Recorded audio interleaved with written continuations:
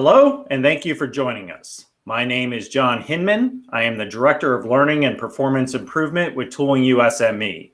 I will be the facilitator for today's session. During COVID-19 pandemic, teachers at all levels of education were thrust into adopting technology to continue instruction and communication with students and their parents or guardians. Some educators showed successes, while others struggled using new technologies to teach their curriculum. This challenge has forced education to look at permanently making technology a partner in instructing and collaborating with students, parents, and peers. Tooling U-SME is working with the education community to promote best practices for implementing technologies into the classroom for educators while mitigating challenges that teachers may face. This program, Technology Integration in Education, is a virtual roundtable online series that will allow leaders and educators to share success stories and promote tactical steps in transitioning their curriculum through a technology-based foundation. Flipped classroom approaches are becoming a necessary reality for teachers to adapt their curriculum through a virtual, flexible presence. With announcements being made throughout the country that schools may alternate groups of students between virtual and in-school learning, schools need to apply strong practices in blended learning sooner than later. The virtual roundtable participants will include representatives from states, community colleges, high schools, and experts in technology-based learning design and delivery. From these practices and stories shared during the virtual roundtable sessions, Tooling U-SME will stand up and maintain a resource center to promote and distribute literature and media through partnerships with our manufacturing education community channels. Our first conversation is with Craig McAtee. Craig is the CEO and Executive Director for the National Coalition of Advanced Technology Centers, which is an affiliated council of the American Association of Community Colleges.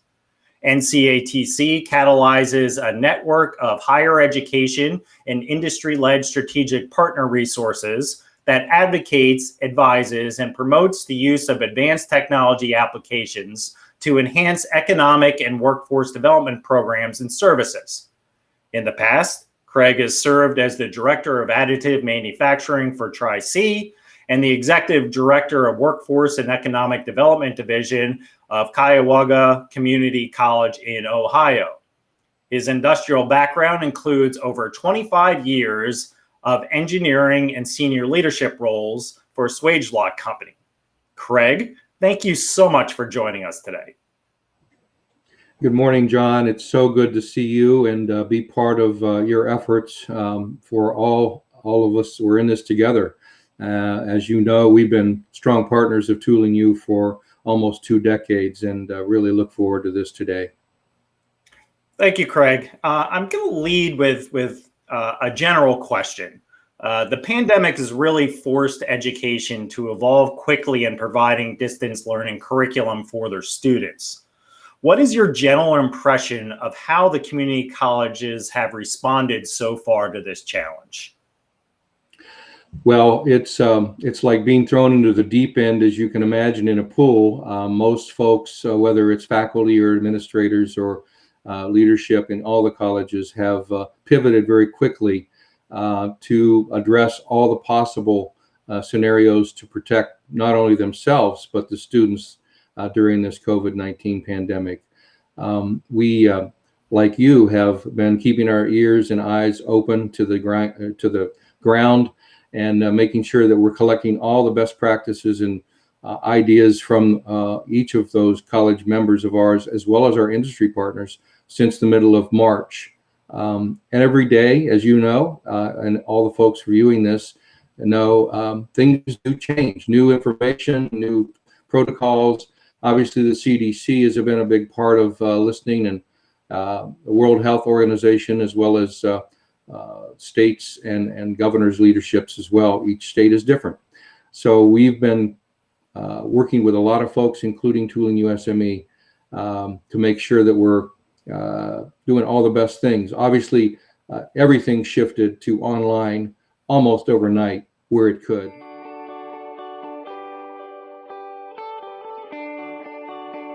Specifically within manufacturing or technology-driven pathways, secondary education programs traditionally have been built around hands-on instruction.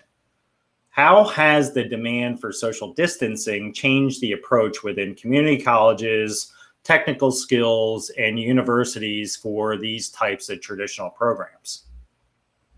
Well, that's a great question. And I will tell you, as you know, and all of our the viewers of this know firsthand, there are no silver bullets, right? There's no one size fits all. But I will tell you and the audience that NCATC prides itself on the fact that experiential hands-on learning is really a big part of what welders and CNC operators and industrial maintenance technicians need to do, because they need to actually make things happen and show that they can. So our hands-on applied learning in all of our advanced technology centers is nothing different really than working in industry, in the industry. And so we've been aligning ourselves across the nation with those labs to the same CDC pandemic guidelines, protocols, and checklists that industry's been given on how to remain open and productive during the pandemic. And so things like, health screening prior to classroom or lab visits, protective personal equipment, whether it's masks or sanitizer or gloves, obviously social distancing, and a lot of plexiglass where it's appropriate.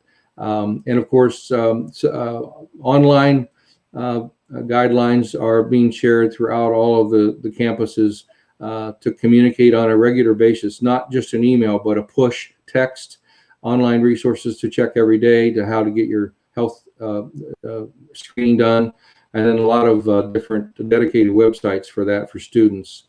We've also aligned with the National Coalition of Certification Centers, NC3, and a lot of our partners, as Tooling U-SME was front and center on that effort to help CTE, career and technical education providers and workforce providers at colleges really pivot toward online, not only learning for knowledge and skills, but also certifications that are very highly necessary for not only students, but the faculty and instructors.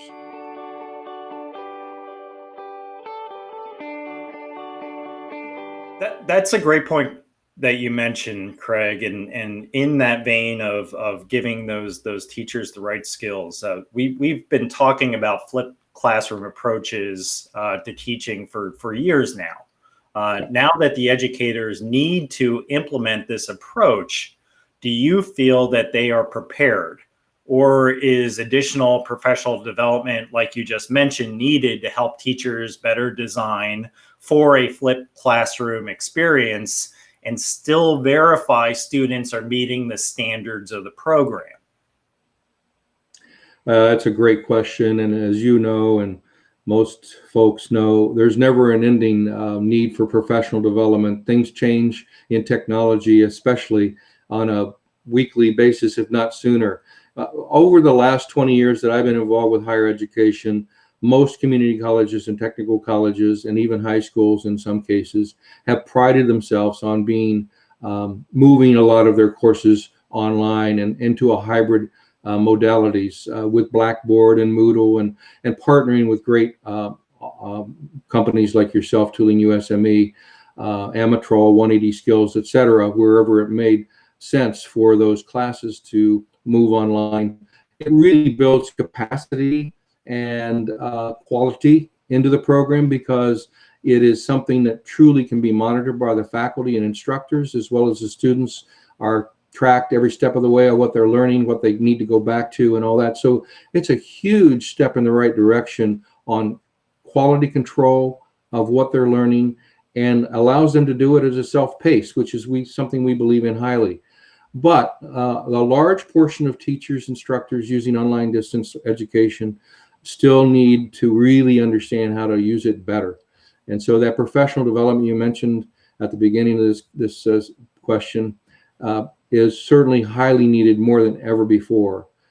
We know that there's some organizations like the American Management Association, Association for Curriculum Development, and National Education Association that offer credentials in virtual training. And while we're not really knee deep into understanding what those credentials give, there are some really nice touch points that they train on how to really develop the course content or use it properly, along with listening and showing visuals and responding to chat messages from students, avoiding silence when it's on a Zoom or a Chime type of situation, and polling participants on a regular basis on how they're feeling about that. There's a lot of pieces, parts, as you know. And again, a lot of this is out of the box thinking, because again, many of these instructors and faculty members have been thrown into the deep end, as I mentioned earlier, and they are just doing their best to keep their classes running online until there's more professional development available. So highly recommend that we figure out better and more effective versions of that soon.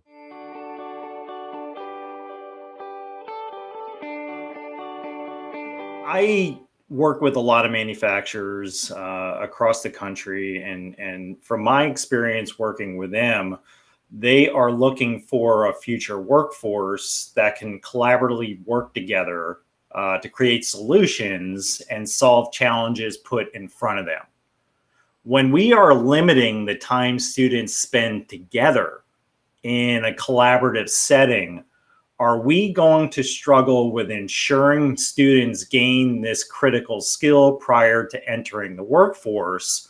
Or is there a technology-based solution that can still build collaboration skills, which manufacturers do desire from the younger workforce coming in?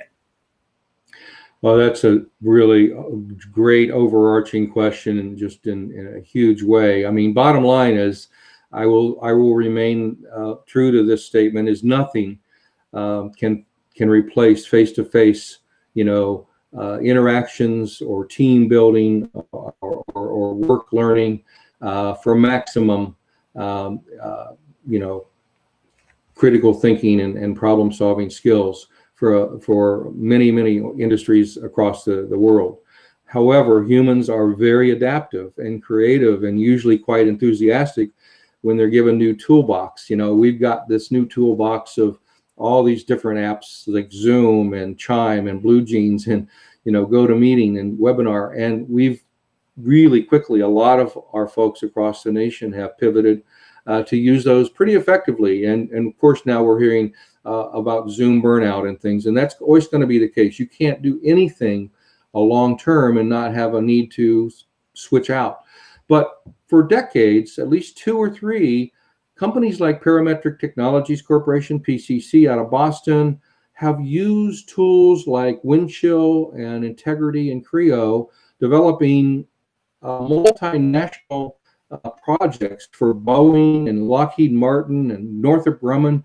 These are project management and design and testing and quality control engineering tools that have been used for over a couple decades. So when we look at what really has been going on in real world industry about teams and collaborations and abilities to make things happen, the 787 Boeing jet was done in that exact way. So while we have an opportunity to emulate some of those things more than ever, we can actually continue to expand it with using Industry 4.0 smart manufacturing tools like Industrial Internet of Things.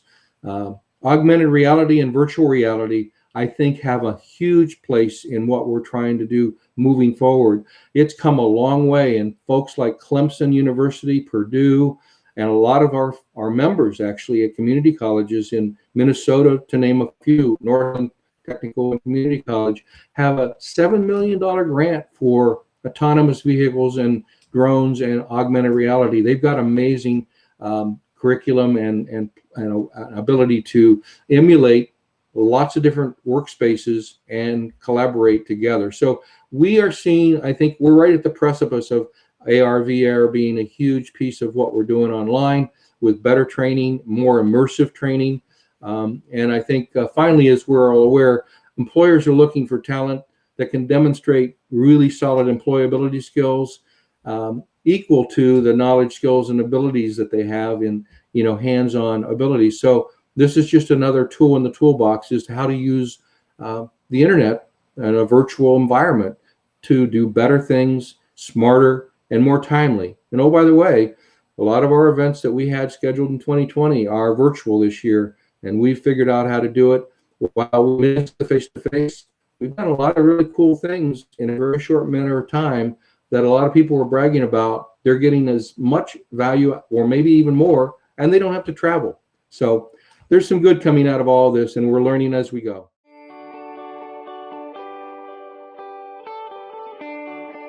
I just love those examples, Craig. I think those are outstanding. And it kind of feeds into this next question, where do you feel or do you feel that there might be an impression by students and parents that traditional hands-on classes will not be as sound, they won't be as rigorous as a program that needs to leverage that more blended curriculum, and they're not spending all their time in the shop learning the technical hands-on skills?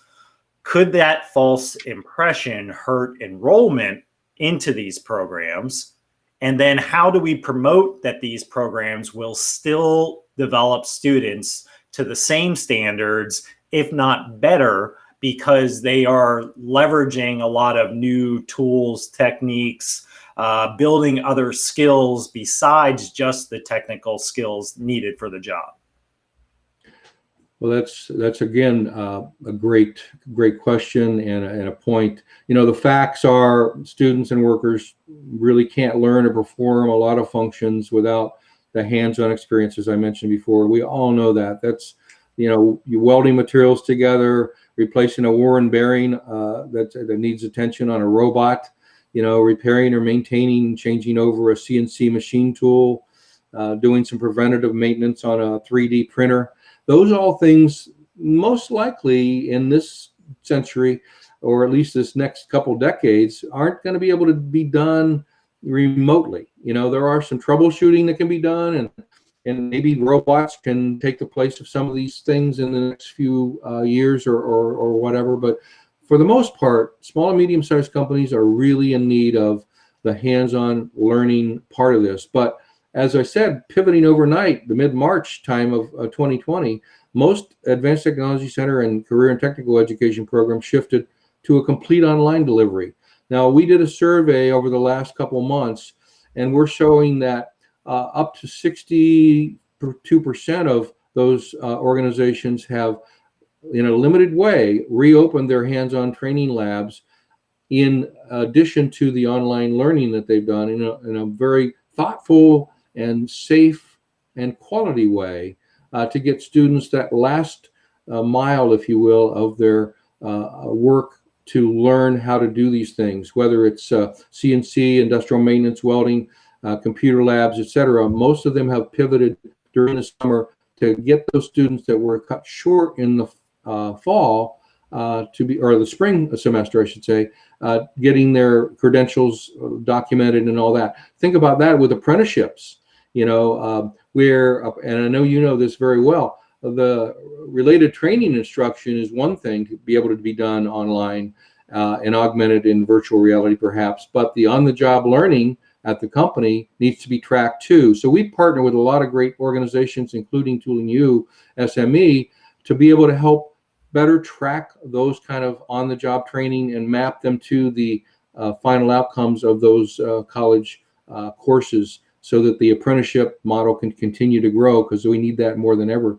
That work-based learning is very important. And again, credentials and certification organizations have also pivoted, like the Manufacturing Skills Standards Council and National Institute of Metalworking Skills, NIMS, as well as NT3, have really pivoted quickly over the last few months to do a lot of their organizational needs of testing, proctoring, and development online. So there's a lot of things in the works that have continued to grow and be better, actually, as I mentioned before, than doing it the old way.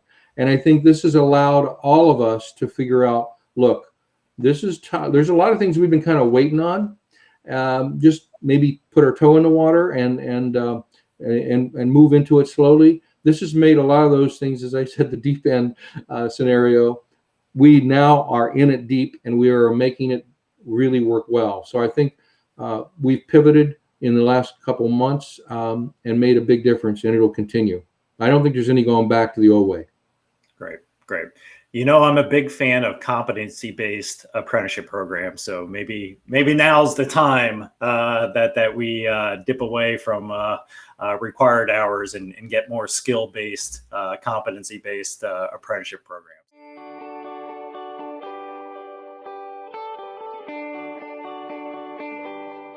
Our last question is kind of a restate of what associations, coalitions, and teacher groups are doing to provide the resources to the educators in learning how to properly use technology as part of their blended learning curriculum. It's more about not just accessing online content, it's how does that sequence into structured learning and still meet the requirements that you would be teaching in the classroom. So we mentioned the certification programs that are out there before. Are there other things and other resources available to help teachers just learn how to blend their curriculums? Yeah, there are. In our world, of course, it's all focused on advanced technology learning and also manufacturing is our sweet spot, as you know, John. So as I said, the CTE Coalition, which has got, at least a dozen great organizations, most of them are members of ours at NCTC, are part of that. And that was stood up late March and has really made a big difference on quickly pivoting to all online as much as possible. ACTE is the Association of Career and Technical Education. They've got a product, a service that they call CTE Learn with online professional development seminars. We highly recommend folks looking into that as a part of their learning and more professional development approaches. Siemens is a really great partner of all of ours in the industrial maintenance, mechatronics, and Industry 4.0 realm. And they've got Industry 4.0 MOOCs, which are basically massive open online courses. And they've done a lot of things with pedagogy and 3.0. They've got concepts of learning and services to contribute to the high quality of learning online as well as hands-on. So that's another great resource at Siemens. FANUC, the robotics folks, have done a really great job of robot e-learning and certified education programs that are really well representative of what industry is needing and how they can be mapped and crosswalked to college and even high school curriculums. NOPTI is one of our partners for a long time, and they've done online testing and certification really well and partnered with a lot of the folks I've mentioned in doing that. So NOPTI, you can look that up, NOCTI. They have a great representation of qualifications, certifications, and credentials that have been worked with industry and education over the last 50 years. Actually, they're celebrating 50 years this year. I mentioned NIMS before, the National Institute of Metalworking Skills. They've got a blended basic mill and lathe operator certificate that's online and also maps into courses that are hands-on. MSSC, the Manufacturing Skills Standards Council, they've got instructor training and assessments that a lot of that they've moved online as well over the last quarter. Miller Electric Welding, they've got open book online instructor LMS, and I would be also remiss if I didn't mention Lincoln Electric, who's one of our longtime partners as well, and I know work very closely with Tooling U, have great online resources and course outlines and even practice tests for faculty and instructors to help better train their instructor or their students. Last but certainly not least is the Amtech out of Kentucky. They've done a lot of credentialing assessments for industrial maintenance and mechatronics, and that is Advanced Manufacturing Technology Education Consortium. So there's a lot going on. You can see that all out there on our website. But bottom line is many people are doing good things, and we're doing our best to keep track of them as you are. Great. Craig, before we wrap up today, is there any other comments that you'd like to make to the community about either how we're all reacting to this or maybe some of those areas that we still need some improvement? Well, I think, John, what you're doing with this series is a great next step in the right direction. I think we're doing webinar series. We actually had one on the 31st of July. With our college partners, Gateway in Wisconsin. We had NC3, as I mentioned, the National Coalition Certification Centers on, as well as a couple of industry folks from safety and first aid who are really steeped in infection control, a part of our panel. We also had a new strategic partner by the name of EASE,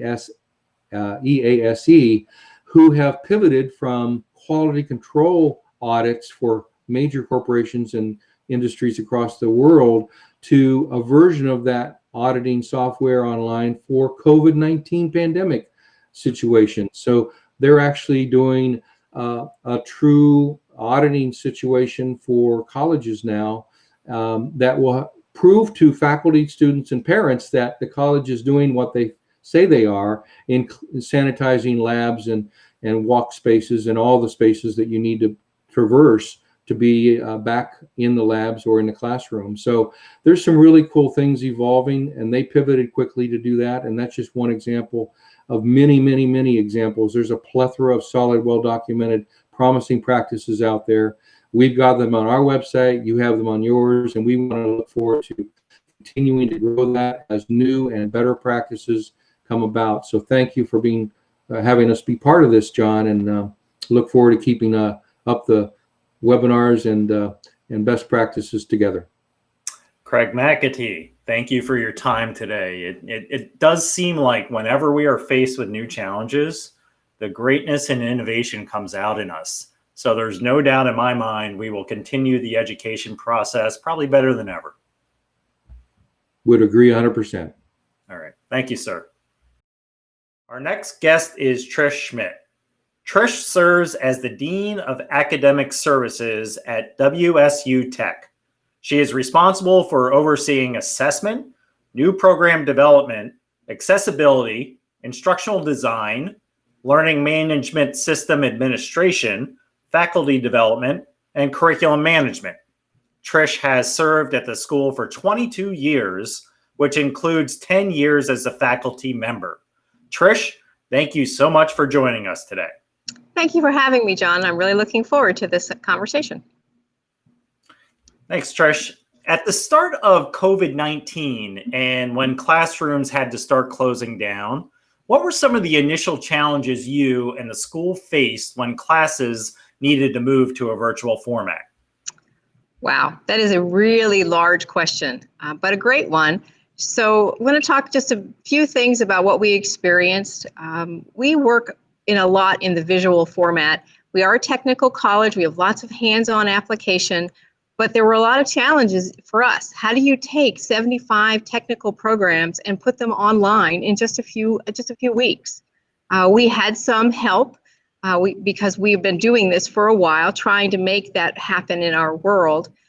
This just kind of cemented what we needed to do. Some of our challenges were in visual conceptualization. So we use some very sophisticated software in a lot of different programs. Some really worked well in the online format. So we use some in our blueprint courses, helping students do the 3D imaging that they need to see it. A blueprint is 3D, but you're presenting it on a flat surface. So we've been using that software for a long time, and it worked really well in the online format, Crash to Online. We also use some visual conceptualizations format in our health sciences programs, help students pull apart the heart, see all the different pieces. It's used across our curriculum in health sciences. The problem is that didn't translate well to online, so we had to find other ways to do that. We work with all kinds of things. So we had a really interesting situation in our welding lab. So welding, we've been doing welding at WSU Tech for 60 years. Just like every other program in America, it was to start with pretty much paper, pencil, and then you went to the lab and you built that muscle memory. Well, when you suddenly have to go online, how do you weld online? We really struggled. We had a lot of online content already. These folks in the last 5 years, they've moved from doing paper pencil to PowerPoint. And then we said, well, hey, why don't you put your PowerPoints on the learning management system? So that was a little step for them, right? And then we went, well, what about your textbook? Your textbook has online content. Let's put that into the learning management. So they did that. Well, this year, we spent a lot of resources putting in a virtual welder. We've done it in a lot of different places. It's a wonderful experience. It does welding. It helps build welding muscle memory, which is critical to that field. So in March, we all went home. Well, now what? Okay, so at that point, they did their online work. And then when we allowed them to come back to campus, we said, okay, let's see what this can do. Normally, to learn a welding process, it's 3 weeks in a lab. 3 weeks. We didn't have 3 weeks. We gave up our summer semester to finish our spring semester. So we needed to get them through the whole thing, not just the small part. So we said, well, you have 6 days. That's it, to learn this welding process. They spent a day in the virtual lab working with the virtual equipment. Can they learn it? Can they learn the muscle memory? They had 4 days to practice, 1 day to test. We found that by doing the online content, the book work beforehand while they were at home, came in and did the virtual lab for 1 day, had 4 days to test, they did almost as well as if they'd spent 3 weeks in our welding lab. So learning muscle memory. It actually worked. And now it's not perfect, but we know we can move it forward, which is great. Other things that we learned, general education has been using digital content for a long time. And they've always said, hey, it's here. The instructor's always here, right? You can always go back and look at this content.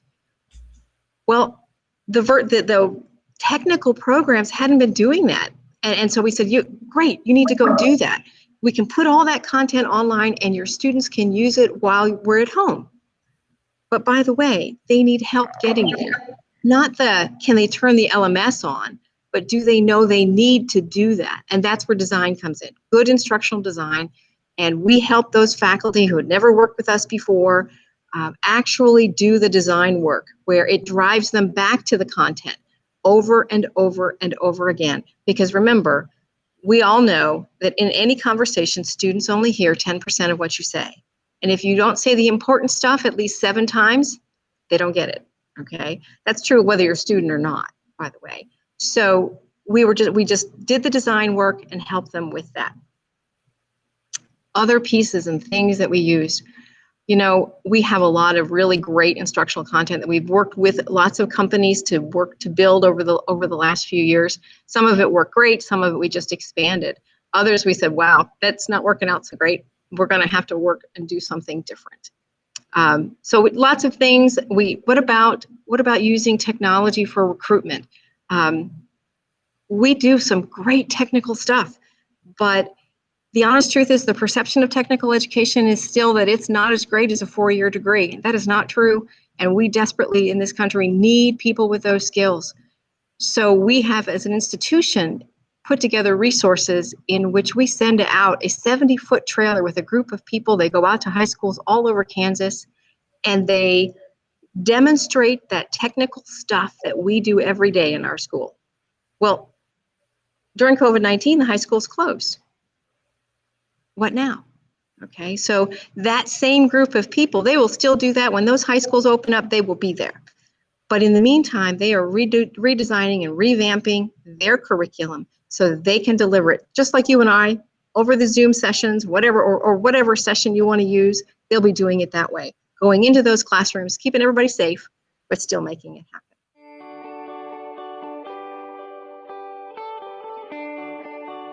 Such great examples of blended learning, great examples of good, sound adult learning theory that you're putting into practice right now. So kudos on the work that you've done so far. In those scenarios, though, it really seems like that educators quickly needed to learn a new suite of virtual tools to continue teaching while distancing requirements were in place. What are some of those common tools available to teachers throughout the different levels of education? And how did you at WSU Tech quickly train your teachers on the proper use and the good practices in instructional design that you discussed? Okay, wow, lots of things there. So, some of the basics that are available, textbooks are now digital and they have a lot of resources in them. So that those things are available. There's a lot of instructional content out there. You have to look for it. You have to get into partnerships with folks sometimes to create it. We've created a lot of our own instructional content.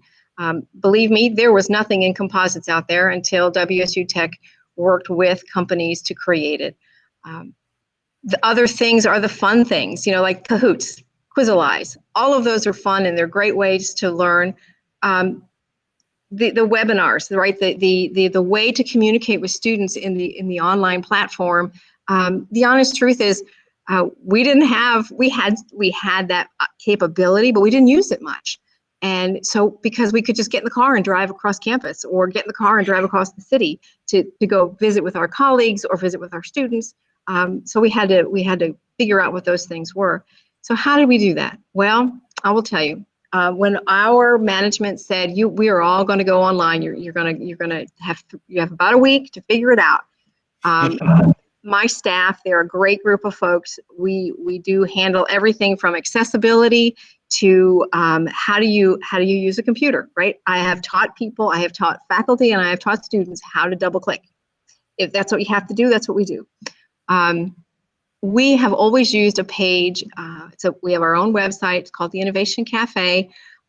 This is where we drive our faculty to resources. What we did in that period of time is we stood up a brand new page in there. And it was dedicated to how to do this part. We're going online and we're doing it right now. How do we do it? We actually took all of those resources that we had. We reached out to all of our vendors. We went looking for other resources and we put it on that page, and we did something that we thought was very helpful for our faculty, and they have expressed that it was. We put stickers on it that said, here's the easy one, here's the medium one, and here's the hard one. Okay, if you have never taught online before, never even done anything but put your grades into our LMS, probably the hard one's not the one to start with. Start with the easy one, okay? And we did that for every category. We went out and we purchased more licenses of Zoom. I can't tell you how much training we did in Zoom to make that work. We had 4 or 5 licenses to start with. Everybody has a pro license, and everybody can talk as long as they want on that platform, however you choose to do that. Other things that we have done, we actually trained an immense amount. We probably stood up about 40 different training programs in that short period of time. Just my staff putting those together. Here's how you use TechSmith Relay. Here's how you put captioning on it. You can't put that video of yourself out there without having the captions on it. That's not acceptable. So here's how you do it. Here's how you access a VPN line, right? So we had some students who, they just didn't have the technology. So we sent the really fancy design computers home with them and said, okay, now here's the phone number for our IT department. Let's figure out how to set up your VPN line. We have since done even more than that. We made the decision to move permanently to a hybrid environment in the technical programs. So we went in, I think it was in May and June, we put together a group of folks from across the curriculum. I had faculty from alternative fuels. I had faculty from police science. I had gen ed faculty. I had dental faculty. And we went through and found a training program for them.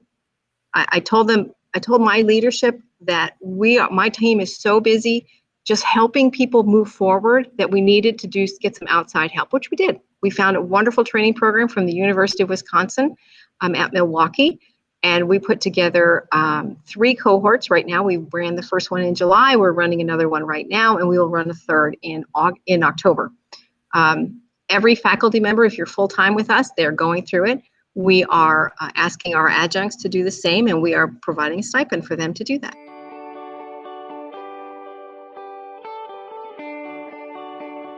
talked a little bit about the IT department and how they had to take a bigger role. Can you expand on that? Did you have to additionally staff the IT department? What was that greater role that they had to interface probably more with both teachers and students with this new approach? So our IT, they're pretty awesome people. We work very closely with them in my department. In fact, we actually have to help faculty and students know the difference between IT and ITASK. We do different things in the college. So, we did a lot of things. As I said, they did a drive up, and we will hand you a computer, students, and you sign this little piece of paper and you take it home with you, right? And everybody wore their masks, and it was like McDonald's, just drive up and you get a computer. For some, we did hand out hotspots. We couldn't do that a lot because, that's the resources just weren't there, but we did do everything that we could. We provided information continually about what the changes were happening in the IT world. In some programs, yes, we did help faculty and staff and students set up VPN lines so that they could access some of that more sophisticated software that their computers just may not be able to handle. They've done a phenomenal job of helping us move forward. Sometimes it's just telling them where the local hotspot is in your area of the city. That helped as well. Go sit in your car and work on your content, because this is if you don't have internet at home. Or, by the way, your internet provider is doing this for your area. So here, connect. And we did do some work afterwards, which was included. We changed our policy on the student process. We generally have lots of laptop carts, and I'm sure lots of other institutions do that, where the students come in and they grab a laptop and they go and they do the work. We've changed that policy to a one-to-one policy. We will actually be phasing those laptops carts out, with exception of high school students. However, what we'll do instead is we are going to ramp up what they call thin clients, and the students will be able to rent them for a very minimal fee. So whatever we can do to help them, we're trying.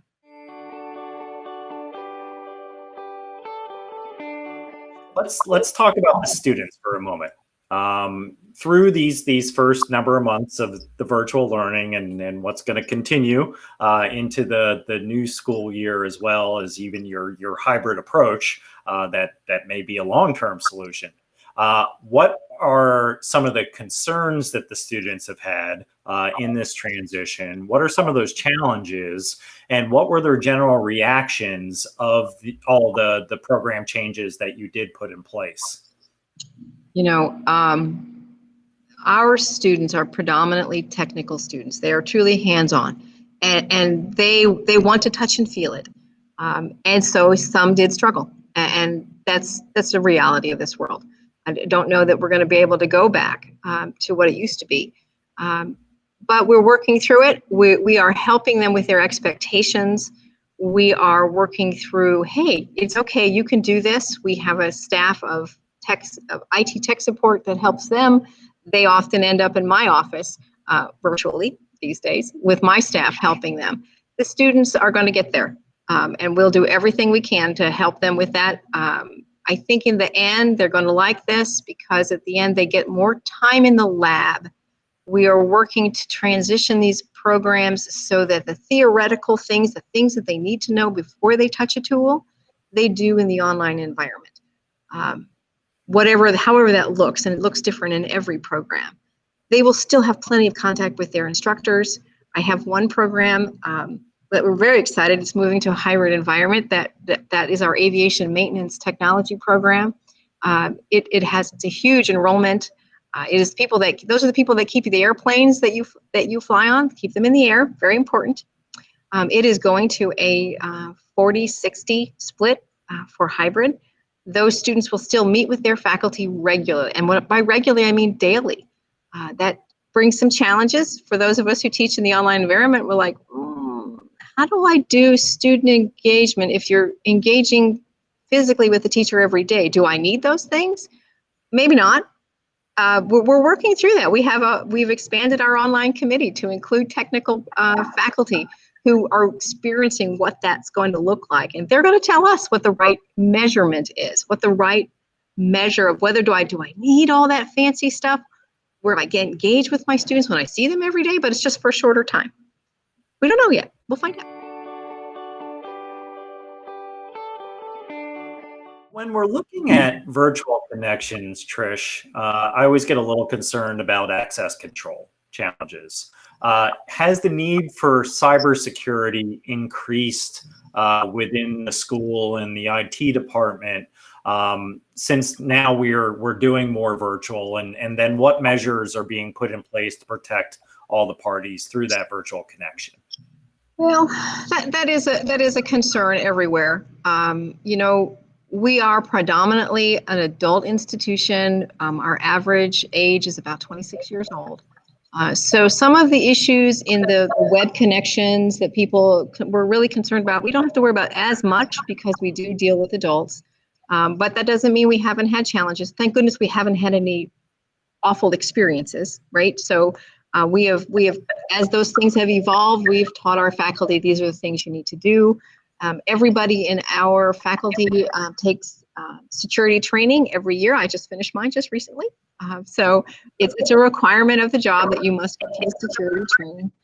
On the academic side of the house, we never really did much with lockdown browsers.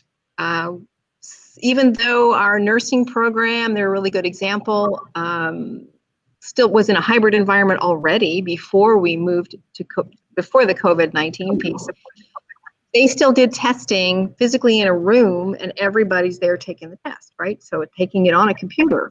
We really didn't need the lockdown browser, but we did get one immediately as soon as we went to the home process, and we have continued that. We've expanded that relationship. It is part of academics these days that you need to do those things. So.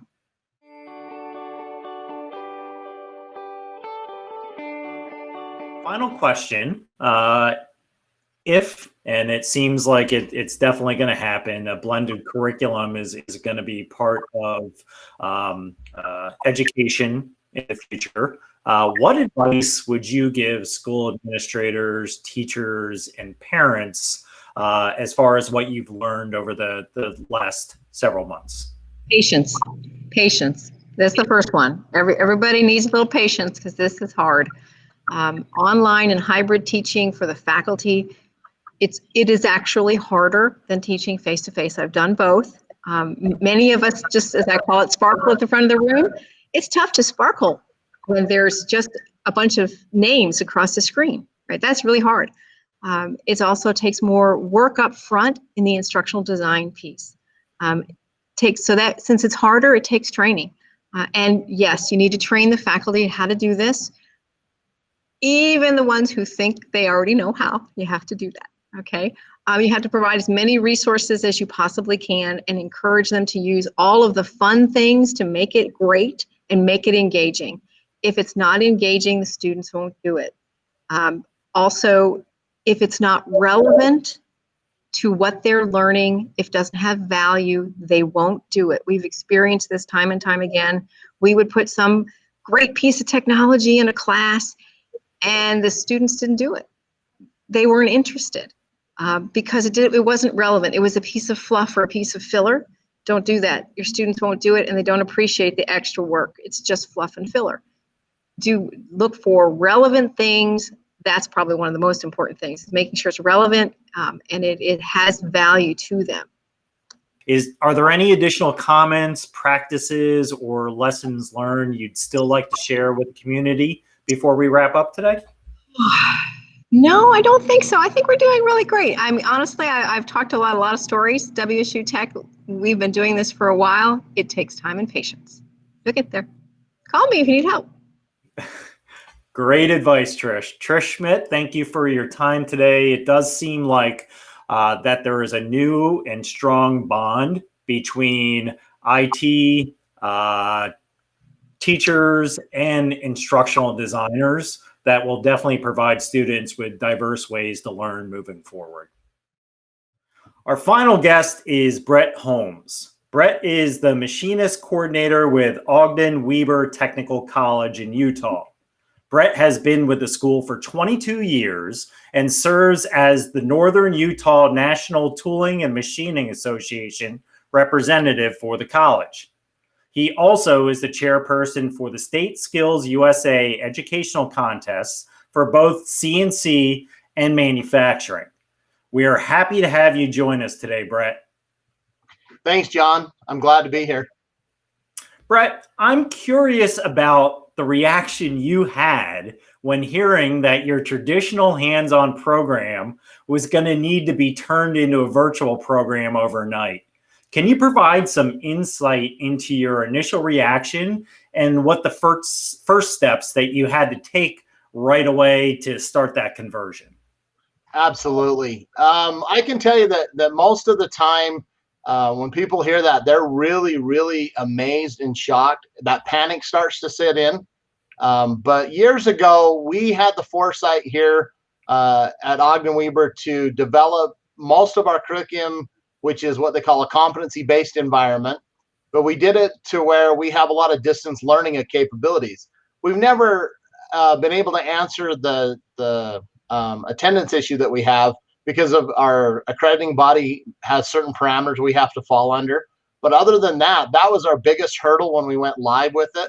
We had everything ready to go about 5 years ago. We never pulled the switch because we couldn't figure out tracking the attendance as our accrediting body. So when it come, we were about maybe 5 days and we were live with 46% of our overall curriculum online.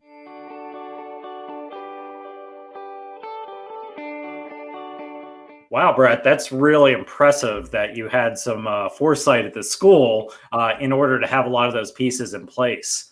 But it does beg the question that specifically within manufacturing or technology-driven pathways, secondary education programs traditionally have been built around hands-on instruction.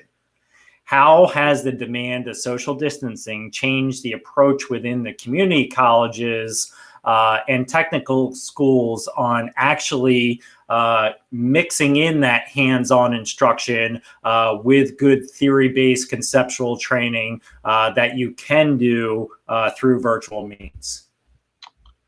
Well, for us, it's always been one of those that we've always done. We've tried to never get past a 70-30 split. And what that means is 30% of our curriculum or 30% of our program is always what we call theory, but the 70% is hands-on. We don't believe here at the college that you can be a machinist by learning virtually. You're going to have to get your hands on equipment to be able to make it work. There is no way I've ever seen on anything that's out there that teaches that component of it. So we believe that you have to be on a floor and actually in front of a machine to be very successful at it. Yes, we're able to do the programming and all the stuff offline, do internet-based applications to do verification of softwares and stuff like that. But to actually run a machine, that's what it takes to be a machinist. So we've never allowed them to do any. We've always said it about 70-30%. Does that make sense to you? Yeah, absolutely. In the shop itself, Brett, how did you stage the shop when you did bring in students for the hands-on piece? So when we come back in May, we were able to set up the machines, and our machines are always been set about, you're almost 6 feet apart just by the way we laid them out originally, because we have a big enough lab space. But those that were in question, we just labeled some that could be used and some didn't because we were in a higher fluency stage at the time for COVID. Since then, we've been able to remove those signs and they can run any machine as long as they're wearing a mask. So we were able to run pretty fluently right off the bat. The difference is we took videos up front and showed students on like Vimeo so they could see what was going on in the lab, what they could expect. And we took really close video of the floor, how clean everything was, cleaning supplies, our cleaning station, our check-in stuff. So they have that warm and fuzzy feeling. They feel better about coming in because they know it's being done. That's one of the, I always thought that's the hardest problem people have is how is it being cleaned? What are you doing to try and keep the virus from spreading inside your facility?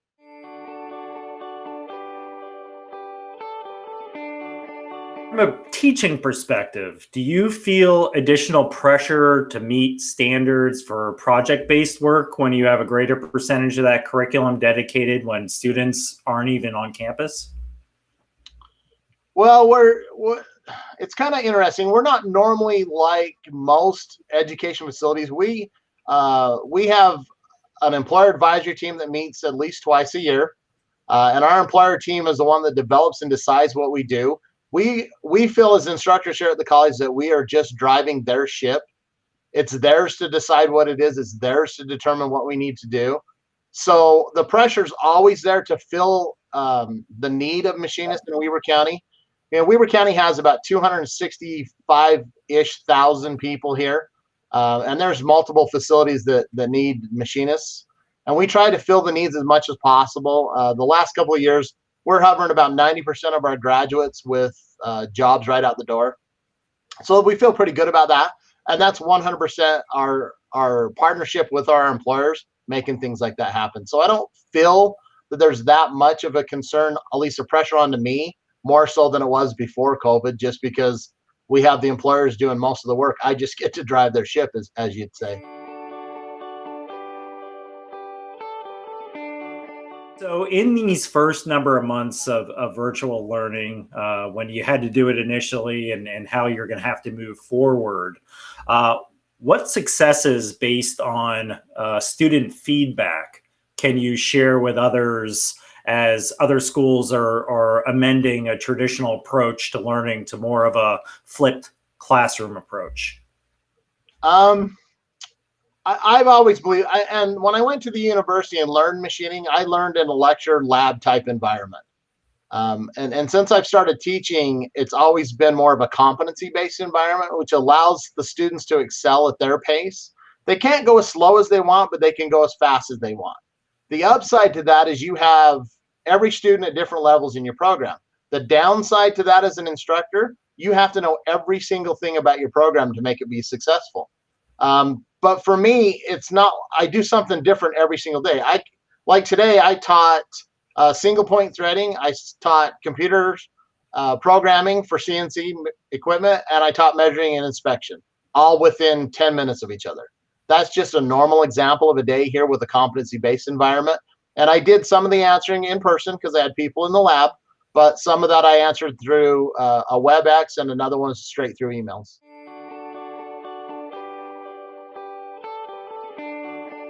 From a teacher and a mentor perspective, because we all know how there's a bond between the teacher and the student many times. In a virtual setting, how do you stay connected with both the students and sometimes even the parents on student progress or individual learning needs? Well, it depends on the student, of course. Secondary, because of FERPA, there's certain laws you have to follow, and you can't bend them at all. We stay in contact every week. Every Monday, I have a list of every current student in my program. They receive an email of whatever the updates are of that week, reminding them about clocking in, reminding them about progress, reminding them about, hey, you can set up a meeting with me. Those kind of things just allows them to be in contact with an instructor. The biggest problem with that is you're really not sure if they're reading the emails or not. That's kind of a downside to it. We get pretty good. We have about 50-50 right now. About 50% of our students are online every day, and then we have 50% coming to lab. So it kind of works that way. My understanding in our manufacturing building here at the college, that's one of the highest success rates on a hybrid style system.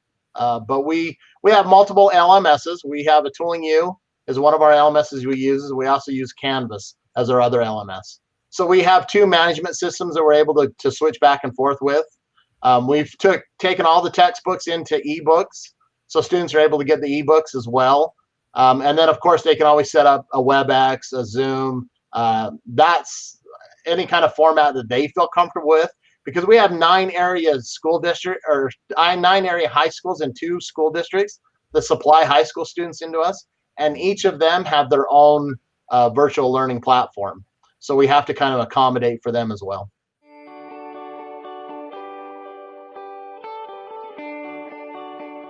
we talked a little bit about the connection between the teacher and the student. One of the other things that I hear a lot from manufacturers is they're looking for workers who can collaborate and work together to solve problems. How, if we're limiting our time where students are spending together in a collaborative setting, are we going to struggle with ensuring students gain that critical skill of teamwork and collaboration and a lot of those employability type of schools that companies are looking for from an output of programs like yours? Well, that's always what they call a soft skill, and a soft skill is a very essential thing that we always talk about.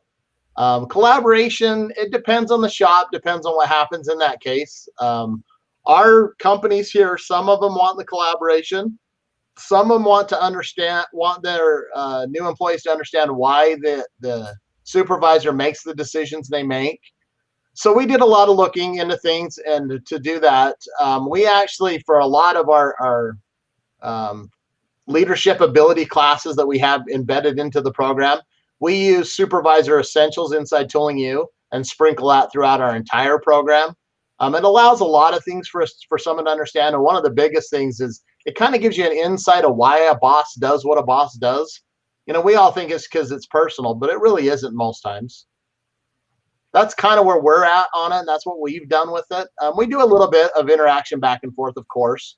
We do a lot of conversations about knowing when you go to a job interview, you should know something about the company as a whole. You need to know what your 5-year plan is. And your 5-year plan is not to work at so-and-so place if that's not the place you're applying for. You've done such a good job in kind of the transition where a lot of other schools may have struggled. Are there any other comments, practices, or lessons learned that you'd like to share with the community at this time? One of the biggest things that I found, and again, because we were so fortunate, we had some planning in place for it to flip the switch fairly quickly if we could down the road. We have a true hybrid style program. We did before COVID. We will way beyond COVID when it all resolves itself as well. We have anything from a textbook to videos to computer-based training to LMSs to hands-on. The fact that you can figure out a way to blend all that together into a program, and if you're going to develop a program and don't know what to do, find a local machine shop or find a local manufacturing facility, have them help. Because we're educators. We don't have money. We don't have the resources, but they do. And I tell everybody at our facility here, if we don't help solve the problem, industry is going to solve it for themselves.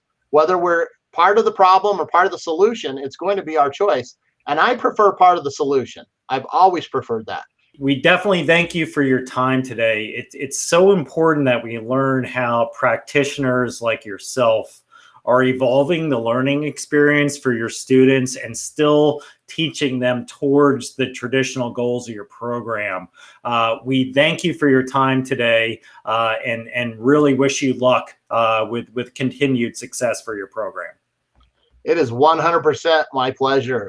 We're always happy to help. If anybody wants to contact us, I can try and share as much information with any facility in the country if that's what they choose. All right. Thank you, sir. We really appreciate your time today. I would like to thank all our guests for joining me during this virtual roundtable session. As we all continue to amend our educational environments to virtual or hybrid programs, Tooling U-SME will continue to share best practices in implementing these new tools and techniques. Keep an eye on our resource center for more interviews, case studies, video blogs, links, and much more. Thank you all for joining us for this great conversation today. Stay safe, and we will see you next time.